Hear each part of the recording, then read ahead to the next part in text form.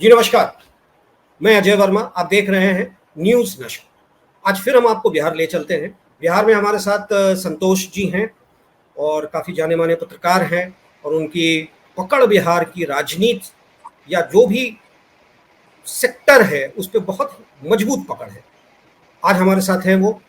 हम उनसे चल के उन्हीं के पास डायरेक्ट चलते हैं और चर्चा शुरू करते हैं बिहार की ताज़ा तरीन आज क्या हाल है बिहार में। बिहार में 18-19 साल से नीतीश जी मुख्यमंत्रित्व संभाल रहे हैं। केंद्र में भारतीय जनता पार्टी 10 साल से ज़्यादा की सरकार है। अभी जो नीतीश जी हैं वो डबल इंजन की सरकार में है, यानी कि एनडीए घटक के पार्ट हैं।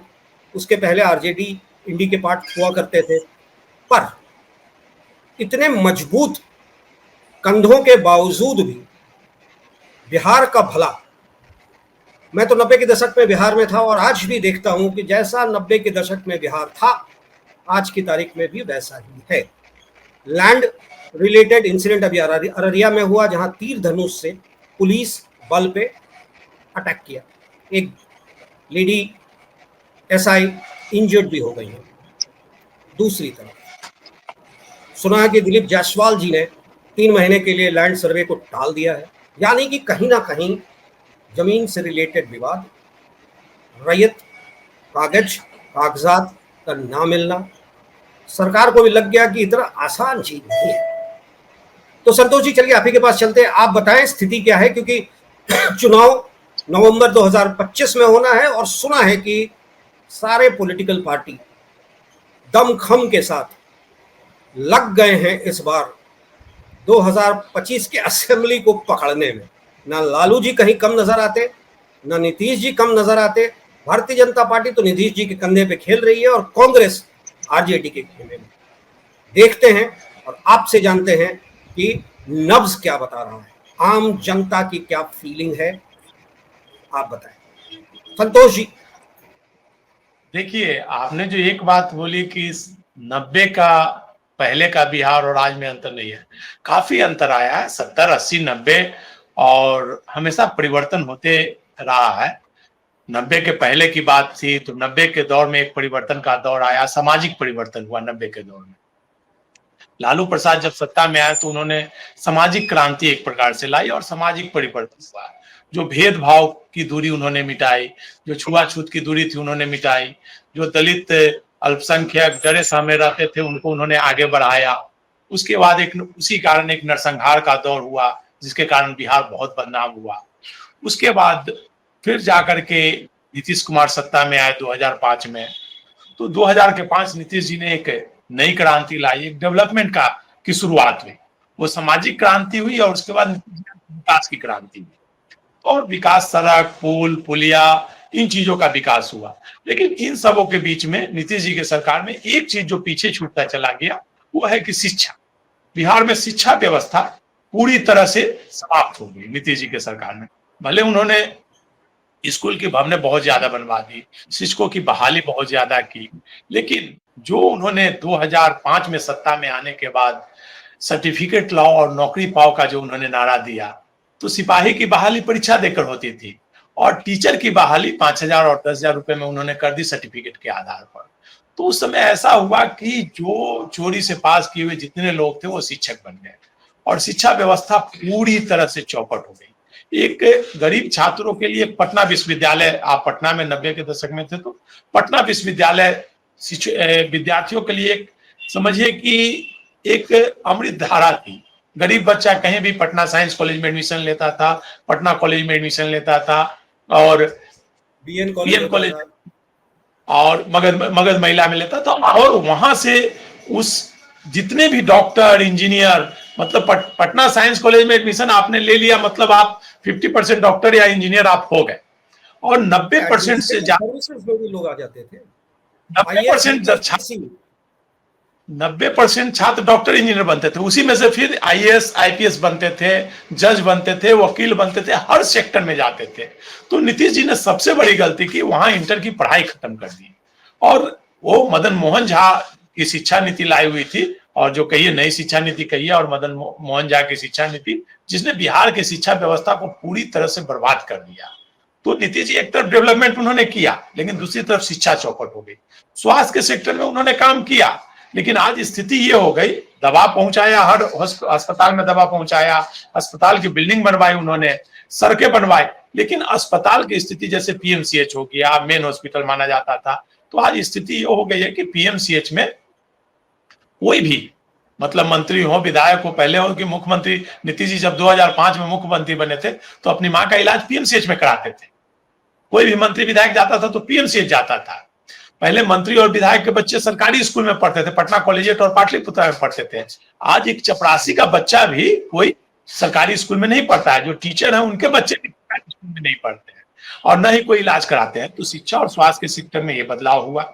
उसके बाद केंद्र में बीजेपी की सत्ता आई 10 वर्षों से, तो 10 वर्षों से लगातार बिहार में केंद्र में सत्ता है, और बिहार में भी कमोबेश देखा जाए तो लगभग 18 वर्षों से बीजेपी सत्ता में है नीतीश जी के साथ में। तो इस दौरान पलायन बहुत ज्यादा हुआ, पलायन नहीं रोक पाए, ना ही इंडस्ट्री स्थापित कर पाए, नीतीश जी हो या भाजपा हो, मतलब वो ना तो पलायन रोक पाए, ना ही इंडस्ट्री स्थापित कर पाए।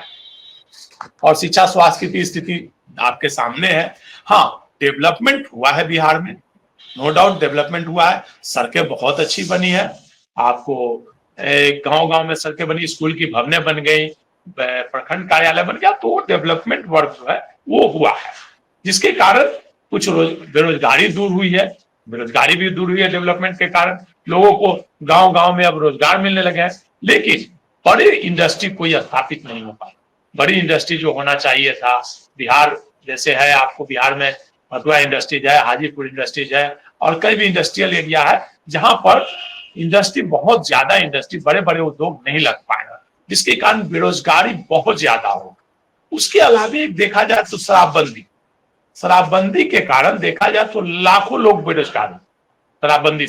शराबबंदी के कारण होटल इंडस्ट्रीज पर प्रभाव पड़ा, जो कॉन्फ्रेंस वगैरह होते थे वो नहीं होने शुरू हुए, तो उसके कारण भी बेरोजगारी बहुत ज्यादा बढ़ी। तो कुछ अच्छाइयां हैं तो कुछ बुराइयां भी हैं बिहार के पास, जो भाजपा का देखा जाए। हाँ, आपने शराबबंदी की बात करी, शराब तो वहां खुले बिकता है, अवैध शराब देखिए, तो शराब चल रहा है। निश्चित तौर पर देखिए, शराबबंदी ऑफिशियली शराबबंदी और अनऑफिशियली शराब बिक रहे हैं।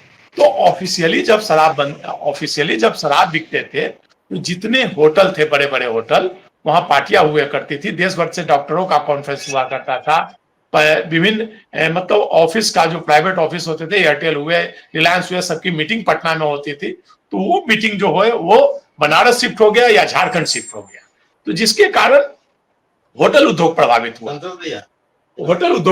हुआ। इसके अलावे देखा जाए तो बड़े बड़े जैसे ऑफिशियली जो शराब का कारोबार होता था, तो उसके कारण देखा जाता था कि बड़े बड़े खोमचे जो हैं, कचरी, पकौड़ी, नमकीन, तो ये लाखों दुकान हुआ करते थे, तो इनसे बिक्री हुआ करती थी।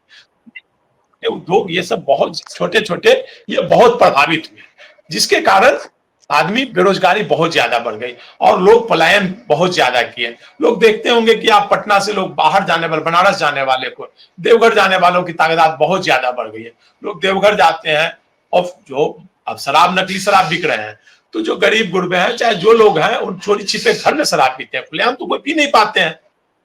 अब पहले था कि शराब का जो कारोबार था तो खुलेआम लोग शराब पीते थे, रोड पर पीते थे, होटल में पीते थे, कहीं भी पीते थे। लेकिन शराबबंदी का ये प्रभाव हुआ, शराबबंदी से लगभग 10,000 करोड़ से ज्यादा का राजस्व का नुकसान बिहार को हुआ, जिसके 10,000 करोड़ मिनिमम देखा जाए तो, अगर देखा जाए डायरेक्ट तो 5,000 करोड़ से ज्यादा तो केवल शराब का टैक्स से नुकसान हुआ। इसके अलावा होटल इंडस्ट्री था, तो होटल इंडस्ट्री से जो टैक्स आता था खाना बिक्री से, उसका नुकसान हुआ। तो ये नुकसान की भरपाई नीतीश जी ने हर चीज पर टैक्स बढ़ा करके किया, जमीन रजिस्ट्री पे टैक्स बढ़ा दिया, मकान रजिस्ट्री पे टैक्स बढ़ा दिया, तो जिसका नतीजा ये हुआ टैक्स बहुत ज्यादा बढ़ गया।